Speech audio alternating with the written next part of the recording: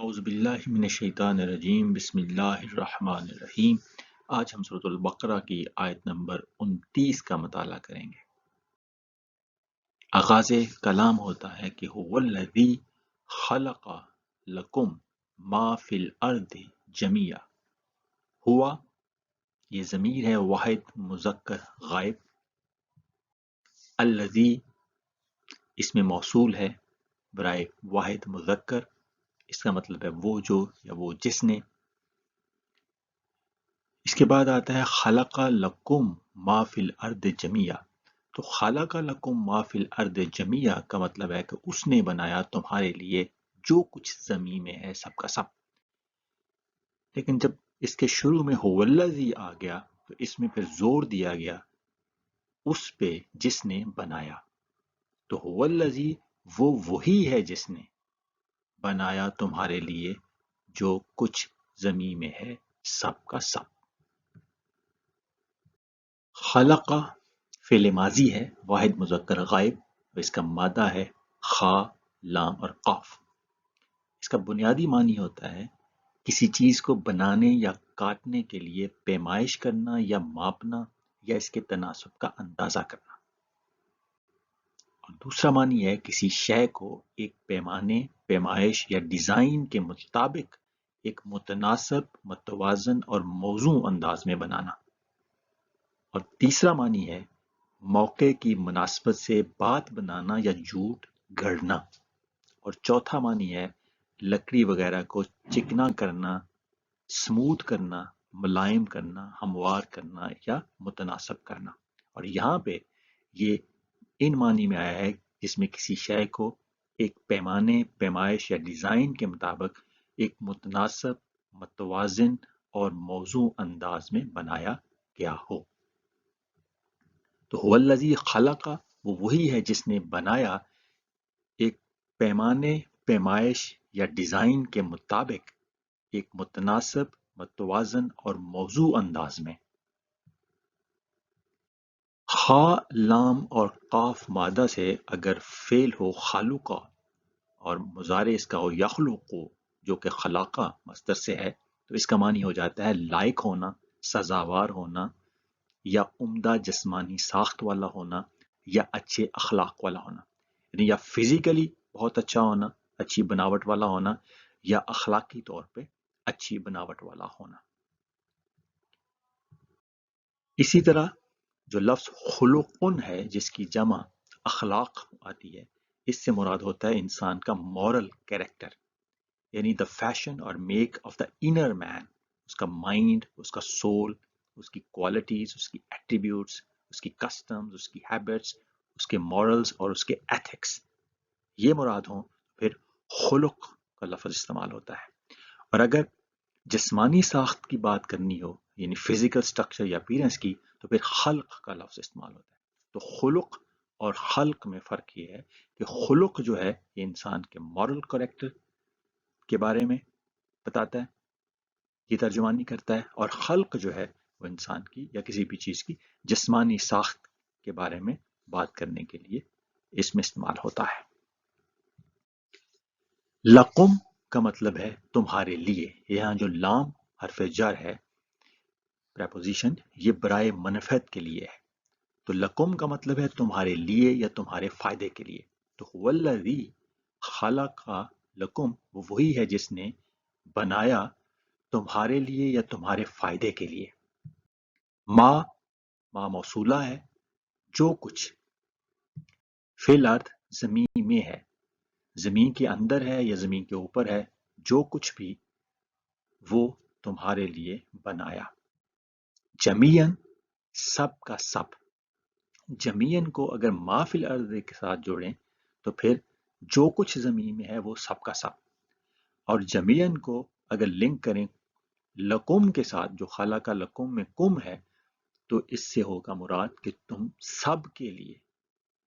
تو تم سب کے لیے یعنی تمام بنی نوع انسان کے لیے بنایا جو کچھ بھی ہے زمین میں سب کا سب۔ تو جو کچھ زمین میں ہے وہ سب کا سب اللہ تعالیٰ نے سب کے لیے بنایا ہے، سب کے فائدے یا منفعت کے لیے بنایا ہے۔ تو یہاں ایک نقطہ یہ بھی ہے کہ اللہ تعالیٰ نے کائنات میں، خاص طور پہ زمین میں جو چیز بھی خلق کی ہے وہ انسان کے فائدے کے یا منفعت کے لیے کی ہے. اس سے کسی نہ کسی طرح انسان کا فائدہ ہو سکتا ہے. انلیس کہ اللہ تعالیٰ نے کسی چیز کے استعمال کو خود حرام کر دیا ہو کسی خاص انداز میں استعمال کرنے سے، ہر چیز اللہ تعالیٰ نے انسان کے لیے فائدے کے لیے بنائی ہے. آگے ہے کہ ثم استوى الى السماء فسواهن سبع سماوات. یہاں ثم اور فسواهن سے پہلے فا اور استوا سے پہلے ثم کا لفظ ہے. ثم اور فا دونوں کا ایک معنی تو یہ ہے کہ یہ ترتیب کے لیے آتے ہیں، یعنی ان سے پہلے اور بعد میں جس واقعے کا ذکر ہو اس میں ایک ترتیب ہوتی ہے، آرڈر ہوتا ہے. فرق دونوں میں یہ ہے کہ ثم میں جب دو واقعات کے درمیان آرڈر ہو تو تھوڑی سی تاخیر کا پہلو بھی ہوتا ہے کہ ڈیلے یا انٹرپشن، وقفہ لمبا ہوتا ہے. اور جو فا آتا ہے جہاں پہ، وہاں فا سے پہلے اور بعد میں جو واقعہ ہونا ہوتا ہے جس کا ذکر آتا ہے اس میں ڈیلے یا انٹرپشن نہیں ہوتی، وہ وداؤٹ ڈیلے فوراً ہو جاتا ہے. جیسے ثم استوى الى السماء کے بعد فسواهن سبع سماوات، تو یہاں استوى الى السماء اور سواهن ان دونوں کے درمیان ڈیلے یا انٹرپشن نہیں ہے، ترتیب بھی ہے لیکن ڈیلے یا انٹرپشن نہیں ہے. لیکن جب ثم دو واقعات کے درمیان آتا ہے تو اس میں ترتیب بھی ہو سکتی ہے اور دوسرا ڈیلے اور انٹرپشن بھی ہوتی ہے اگر ترتیب ہو تو. تو ایک بات تو یہ ہوگی کہ ثم اور فا دونوں ترتیب کے لیے آتے ہیں، ترتیب کا اظہار کرتے ہیں، اور اگر ترتیب کا اظہار کریں تو فا ایسی ترتیب ہے جس میں دو واقعات کے درمیان انٹرپشن یا ڈیلے نہیں ہے، اور ثم جب ترتیب کا اظہار کرتا ہے تو دو واقعات کے درمیان تھوڑا سا ڈیلے اور انٹرپشن یا وقفہ لمبا ہوتا ہے. لیکن ثم اور فا ہمیشہ ترتیب کے لیے نہیں آتے، کبھی کبھی یہ ترتیب کے علاوہ دوسرے معنوں میں بھی استعمال ہوتے ہیں. مثال کے طور پہ اگر کوئی چیز جس کا ذکر ہو رہا ہو وہ مرتبے کے لحاظ سے پہلی چیز سے زیادہ بلند ہو تو پھر بھی جو بلند مرتبہ یا بڑھ کر کوئی چیز ہوتی ہے اس کا ذکر ثم کے بعد آتا ہے. تو ضروری نہیں کہ اس کا ثم کے بعد آنے والی چیز کا واقعہ پہلے ہوا ہو، وہ وجود میں پہلے آئی ہو، لیکن چونکہ وہ مرتبے کے لحاظ سے بڑی ہو اس لیے اس کا ذکر ثم کے بعد بھی آتا ہے. تو ثم ہمیشہ ترتیب کے لیے نہیں آتا، کبھی ترتیب کے لیے بھی آتا ہے لیکن ہمیشہ ترتیب کے لیے نہیں آتا. اگر ترتیب کے لیے آئے تو اس میں ڈیلے اور انٹرپشن کا اظہار ہوتا ہے، لیکن اگر ترتیب کے لیے آئے ہی نہ، کسی اور مقصد کے لیے آئے، تراخی فی المرتبہ کے لیے آئے، تو پھر اس میں پھر تاخیر اور انٹرپشن کا سوال پیدا نہیں ہوتا. تو ثم کی ٹرانسلیشن عام طور پہ دین یا آفٹر ورڈز یا مور اوور یا فردر مور کے معنوں میں کی جا سکتی ہے، یعنی پھر یا مزید یہ کہ یا اس سے بڑھ کر. اور جو فا ہوتا ہے یہ کبھی تو ترتیب کا اظہار کرتا ہے، کبھی یہ تعقیب کا اظہار بھی کرتا ہے، یعنی سکسیشن، یعنی جس کو کہتے ہیں سب سیکوینٹلی. کبھی کبھی یہ سبب کے اظہار کے لیے بھی آتا ہے، یعنی انفرنس یا ایلیشن کے لیے. کبھی یہ شرط اور جواب شرط میں رابطے کے لیے بھی آتا ہے، کبھی بطور عطف بھی استعمال ہوتا ہے، اور کبھی حرف زائد کے طور پہ بھی استعمال ہوتا ہے. تو ثم کے ترتیب کے معنی کی ایک مثال ہے سورۃ الحج کی آیت نمبر 66 میں. یہاں کہا گیا کہ وَهُوَ الَّذِي أَحْيَاكُمْ ثُمَّ يُمِيتُكُمْ ثُمَّ يُحْيِيكُمْ إِنَّ الْإِنسَانَ لَكَفُورٌ. اور وہی ہے جس نے تمہیں زندگی بخشی، پھر تمہیں موت دیتا ہے، پھر تمہیں دوبارہ زندگی دے گا. یہاں پہلی سٹیج ہے زندگی بخشنا، ثم اس کے بعد ترتیب کے لحاظ سے پھر ہے کہ موت کا آنا، یمیتکم وہ تمہیں موت دیتا ہے، اور پھر ترتیب کے لحاظ سے آگے ہے ثم یحییکم، پھر تمہیں دوبارہ زندگی دے گا. تو یہاں ثم ترتیب کے لیے آ رہا ہے. سورہ النازعات کی آیت نمبر 27 سے 30 کا مطالعہ کریں تو پتہ چلتا ہے کہ وہاں پہ یہ بتایا گیا ہے کہ آسمان کا بنایا جانا وہ زمین کے بچھائے جانے سے پہلے ہے. اَأَنتُمْ أَشَدُّ خَلْقًا أَمِ السَّمَاءُ بَنَاهَا. اور پھر آیت نمبر 30 میں آیا وَالْأَرْضَ بَعْدَ ذَلِكَ دَحَاهَا، اس کے بعد زمین کو اس نے بچھایا. تو زمین کا بچھایا جانا آسمان کے بنائے جانے کے بعد ہے. تو یہ جو آیت نمبر 29 ہم سورۃ البقرہ کی پڑھ رہے ہیں، وہاں زمین کے بنائے جانے کا ذکر پہلے آیا، یا زمین میں جو کچھ ہے اس کے بنائے جانے کا ذکر پہلے آیا، اور پھر بعد میں آیا ثم استوى الى السماء، پھر وہ متوجہ ہوا بالائی کائنات کی طرف. تو یہاں اگر سورۃ النازعات کی آیت نمبر 27 اور 30 کی روشنی میں دیکھا جائے تو پھر پتہ چلے گا کہ یہ سورۃ البقرہ کی آیت نمبر 29 میں جو ثم آیا ہے یہ ترتیب کے لیے نہیں آیا، بلکہ یہاں پہ تراخی فی المرتبہ کے لیے آیا ہے، فردر مور کے معنوں میں یا مور اوور کے معنوں میں. لیکن کچھ لوگ کہتے ہیں کہ زمین کو اگرچہ بچھایا بعد میں گیا لیکن بنایا ہو سکتا ہے پہلے گیا ہو. تو بہرحال ثم کا جو معنی ہے یہ دونوں اس کے معنی ہیں، ترتیب بھی ہے اور تراخی فی المرتبہ بھی ہے. جو کانٹیکس کے لحاظ سے زیادہ موزوں لگے وہ وہاں پہ کیا جا سکتا ہے اس کا ترجمہ. تو ثم استوى یا سمائے فردر مور یا مزید یہ کہ یا اس سے بڑھ کر وہ متوجہ ہوا بالائی کائنات کی طرف. ثم استوى الى السماء میں جو استوى الى ہے اس کا ترجمہ کیا گیا ہے یہاں وہ متوجہ ہوا. تو اس کو ہم ذرا تفصیل سے دیکھتے ہیں. استوا کا مادہ سین واو یا ہے، جہاں پہ ایک بنیادی جو اسم ہے وہ ہے سواؤن، جس کا بنیادی معنی ہوتا ہے برابر، ہموار، یکساں، متناسب، متوازن، ہم آہنگ، یا کسی افراط و تفریط یا کمیوں زیادتی سے پاک. دوسرا معنی ہے عدل و انصاف کے تقاضوں کے مطابق، ٹھیک، سیدھا اور درست. تیسرا معنی ہے وسط، بیچ یا درمیان، مڈل. چوتھا معنی ہے پہاڑ کی چوٹی. پانچواں معنی ہے پورا پورا یا مکمل. اور چھٹا معنی ہے نظیر، مثل، مانند، یکساں یا ایک جیسا. اب یہاں سواؤن سے ہی لفظ استوا بنا ہے بعد میں. جب استوا ہوتا ہے تو یہ باب استفعال سے ہے. اب باب استفعال میں جو ایک خصوصیت ہے وہ ہوتی ہے کہ اس میں طلب کے معنی پائے جاتے ہیں. یعنی استوا کا ایک معنی ہے طلب السوا، یعنی برابری، ہمواری، تناسب، توازن، ہم آہنگی، اعتدال یا افراط و تفریط یا کمی و زیادتی سے پاکی چاہنا یا طلب کرنا. دوسرا کسی چیز کا برابر، ہموار، متناسب، متوازن، ہم آہنگ، اعتدال پر مبنی یا افراط و تفریط یا کمی و زیادتی سے پاک ہونا. اور تیسرا برابر یا ایک جیسا ہونا، جیسے حل یستوی الاعمی والبصیر، کیا اندھا اور بینا برابر ہو سکتے ہیں. تو استوا کے تو یہ معنی ہو گئے.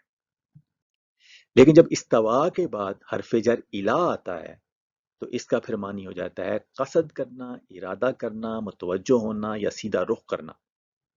اور یہ جو قصد کرنا یا ارادہ کرنا یا متوجہ ہونا یا رخ کرنا ہوتا ہے اس کی غایت ہوتی ہے پھر برابری، ہمواری، تناسب، توازن، ہم آہنگی، اعتدال یا افراط و تفریط یا کمی و زیادتی سے پاک کرنا. تو یا کسی چیز تک بذات یا بالتدبیر پہنچنا. تو استوا الا، یہاں پہ جو آیت ہم پڑھ رہے ہیں اس میں بھی استوا کے بعد الا آیا ہے. کبھی کبھی استوا کے بعد حرف جر الا آتا ہے تو اس کے معنی پھر ہو جاتے ہیں بیٹھنا، سوار ہونا، متمکن ہونا، قرار پانا، ٹھہر جانا، سیدھا ہونا، سیدھا کھڑا ہونا، یا تناسب، توازن یا اعتدال کی حالت، یا عمر میں ہونا یا آ جانا، بلند ہونا یا اوپر چڑھ جانا. تو قرآن مجید میں ایک جگہ پہ آیا ہے ثم استوى علی العرش یدبر الامر. تو اس کا معنی ہو سکتا ہے کہ وہ تخت نشین ہوا یا عرش نشین ہوا، یعنی اس نے زمام اقتدار کو سنبھال لیا، یا وہ جملہ نظام ہائے کائنات کے اقتدار پر متمکن ہوا. کیونکہ اللہ کے بارے میں جو تصور قرآن مجید نے دیا ہے وہ یہ دیا ہے کہ اللہ کسی خاص جگہ پہ محدود نہیں ہے. اس کے بارے میں کہا گیا کہ ہوا معکم اینما کنتم، تم جہاں کہیں بھی ہو وہ تمہارے ساتھ ہے. تو وہ کسی خاص مخصوص جگہ پہ بیٹھا نہیں ہوا. تو اس کے عرش سے مراد یہاں ہم فزیکل کو تخت نہیں لے سکتے کہ وہ کسی خاص جگہ پہ محدود ہے، بلکہ وہ چونکہ ہر جگہ وقت موجود ہے. تو عرش کا جو میٹافوریکل میننگ ہے وہ کنٹرول یا زمام اقتدار کو سنبھالنا ہے. جیسے ہم کہتے ہیں کہ فلاں بادشاہ تخت نشین ہوا، تو اس کا مطلب ہوتا ہے کہ اس نے اقتدار سنبھال لیا. اب یہ جو استوا علی العرش ہے، اس کی ممکنہ غرض و غایت یہ ہوتی ہے برابری، ہمواری، تناسب، توازن، ہم آہنگی، اعتدال یا افراد و تفریط یا کمی و زیادتی سے پاک کرنا. تو اللہ تعالیٰ جب زمام اقتدار اس کے ہاتھ میں ہے ہر چیز کی، تو اس کا مقصد یہ ہے کہ ہر چیز جو کائنات کی ہے اس میں ایک تناسب، توازن، ہم آہنگی، اعتدال یا افراد و تفریط سے کمی و زیادتی جو ہے وہ نہ ہو، ہم آہنگی ہو، اعتدال ہو. تو ثم استوى الی السماء کا معنی ہو گیا پھر یا مزید یہ کہ وہ متوجہ ہوا یا اس نے رخ کیا بالائی کائنات کی طرف. تو استوا الی، تو اس کا مطلب ہوا اس نے رخ کیا یا وہ متوجہ ہوا الی السماء. اب سما جو ہے اس کا معنی ایک تو آسمان ہے، فلک بھی ہے، زمین کے بالمقابل فضا، اجرام فلکی، نظام شمسی، کہکشائیں.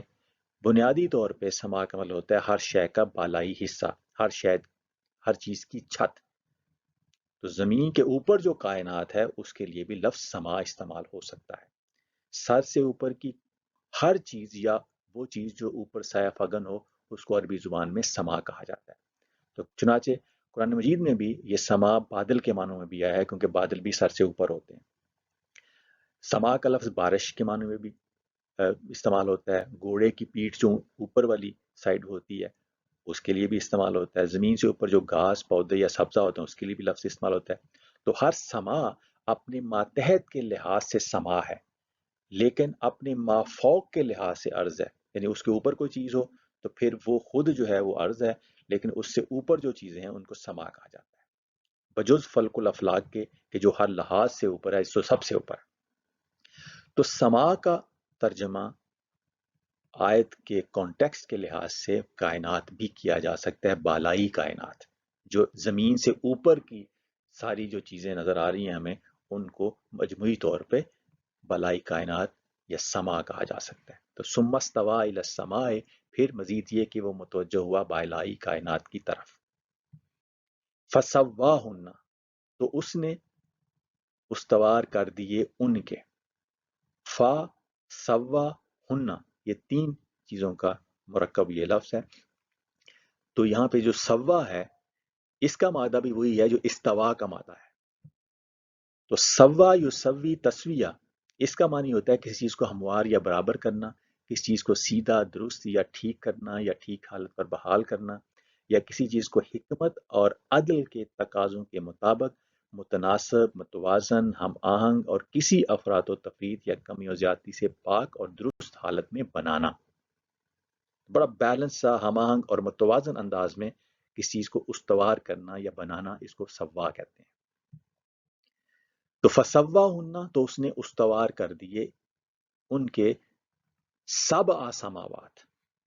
اب سبع کا معنی عام معنی تو سات ہے، سبعن اور سبعتن دونوں کا معنی سات ہے. جب ہم کہتے ہیں سبعۃ رجال تو مطلب ہوتا ہے 7 مین، سبع نسوہ ہم کہتے ہیں تو اس کا مطلب 7 ویمن. لیکن عربی لغت اگر لینز لیکسیکون دیکھیں تو اس میں اس کا سبعتن یا سب ان کا معنی ایک سیورل بھی آیا ہے یا مینی بھی آیا ہے، متعدد، تو کئی. تو سبع کا مطلب جو ہے سات بھی ہے اور سیورل بھی ہے.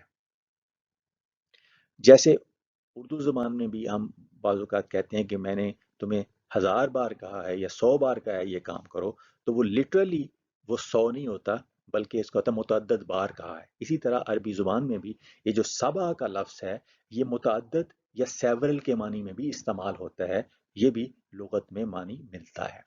تو اسپیسیفکلی 7 آسمان بنائے یہ ترجمہ بھی کیا جا سکتا ہے، لیکن اس کا ترجمہ یہ بھی کیا جا سکتا ہے کہ کئی متعدد سماوات جو ہے وہ اس نے استوار کر دیے. بلائی کائنات کی طرف جب وہ متوجہ ہوا تو اللہ تعالیٰ نے اس سے متعدد جو ہے وہ سماوات بنا دیے. اب جو سماوات ہے وہ ظاہر سما کی جمع ہے، تو اس سے مراد اجرام فلکی جتنے بھی کرے ہیں، جتنے بھی پلانٹس ہیں، جتنی بھی کہکشائیں ہیں، اب سماوات میں یہ سارا کچھ آ سکتا ہے. تو جب وہ بالائی کائنات کی طرف متوجہ ہوا تو اس نے اوپر جتنی کہکشائیں ہیں، اگر سبا کا ترجمہ ہم متعدد کریں اور اوپر جو کچھ ہے جو ہمیں نظر آتا ہے، چاہے وہ سٹارز ہیں، چاہے وہ پلانٹس ہیں، چاہے وہ گیلیکسیز ہیں، تو سماوات میں پھر وہ ساری چیزیں آ سکتی ہیں.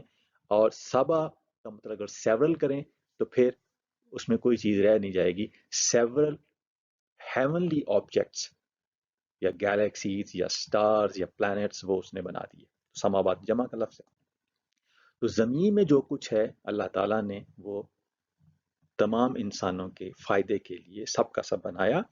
اور اس سے بڑھ کر جب وہ اس نے رخ کیا بالائی کائنات کی طرف تو اس میں جتنی بھی کہکشائیں ہیں اور جتنی بھی پلانٹس ہیں ان کو اس نے ایک بیلنسڈ اور متوازن انداز میں بنایا، جس سے یہ پوری کائنات جو ہے وہ اس کا سلسلہ چل رہا ہے.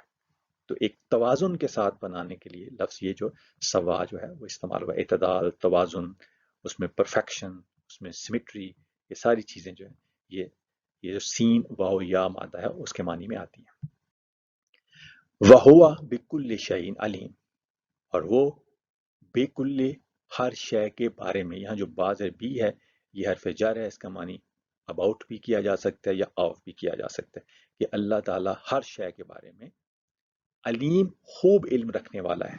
تو علیم جو ہے یہ فعیل کے وزن پہ ہے، تو فعیل کے وزن پہ جو لفظ آئے اس میں ایک تو مبالغہ کا مفہوم آتا ہے، یعنی کہ خوب، بہت زیادہ، اور دوسرا اس میں دوام اور استمرار کا معنی آتا ہے، یعنی کنٹینیوس اور پرماننس. تو اللہ تعالیٰ کے جو علیم ہونے کی جو صفت ہے وہ ایک پرماننٹ صفت ہے، کنٹینیوس صفت ہے، اور اس میں بہت زیادہ مبالغہ ہے. یعنی اللہ تعالیٰ ہمیشہ سے ہر چیز کا خوب علم رکھنے والا ہے. وما علینا الا البلاغ المبین.